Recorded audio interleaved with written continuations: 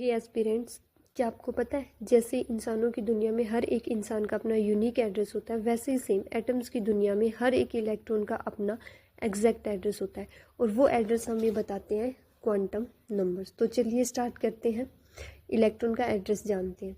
तो हमारे पास first quantum number सबसे पहले क्या होते हैं, जो हमें कंप्लीट इन्फॉर्मेशन देते हैं इलेक्ट्रॉन की।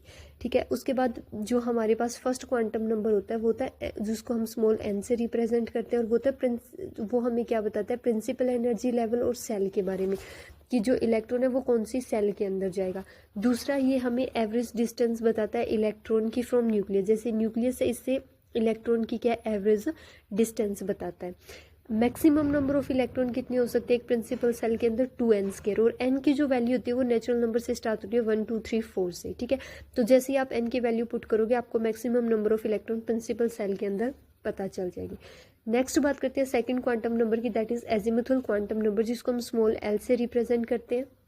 एजिमुथल क्वांटम नंबर हमें क्या बताता है कि कितने नंबर ऑफ सब सेल है एक मेन सेल के अंदर। ठीक है, दूसरा हमें बताता है एंगुलर मोमेंटम ऑफ इलेक्ट्रॉन की, इलेक्ट्रॉन का एंगुलर मोमेंटम क्या है। एल की वैल्यू 0 to n-1 होती है।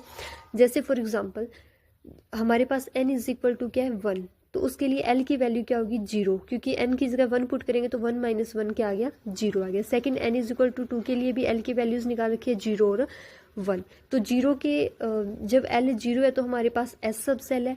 जब l की दो वैल्यू 0 और 1 तो उस केस जो हमारी प्रिंसिपल सेल होगी उसके अंदर दो सब सेल होगी, कौन सी, s और p। ठीक है, नंबर ऑफ सब सेल कितनी होती है एक प्रिंसिपल सेल के अंदर, वो इक्वल टू n होती है। अगर हमारे पास n1 है तो उसके अंदर सब सेल भी एक होगी, अगर n2 है तो उसके अंदर सब सेल भी क्या होगी, 2 होगी। नेक्स्ट बात करते हैं थर्ड क्वांटम नंबर की, that is magnetic quantum number, उसको हम स्मॉल n से रिप्रेजेंट करते हैं।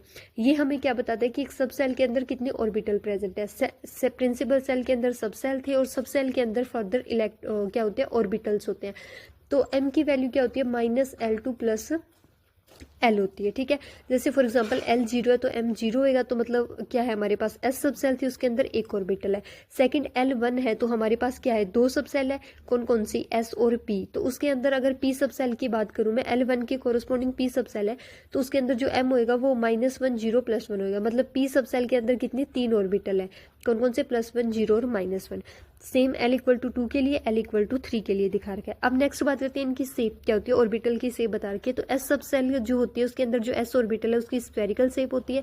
सेम जो P ऑर्बिटल है, P के अंदर कितनी, P सब सेल के अंदर 3 ऑर्बिटल थे तो तीनों की शेप ही होती है along the x axis, along the y axis और अलोंग द z एक्सिस। इसको हम रिप्रेजेंट करते हैं px, py और pz से। नेक्स्ट बात करते हैं last quantum number, that is spin quantum.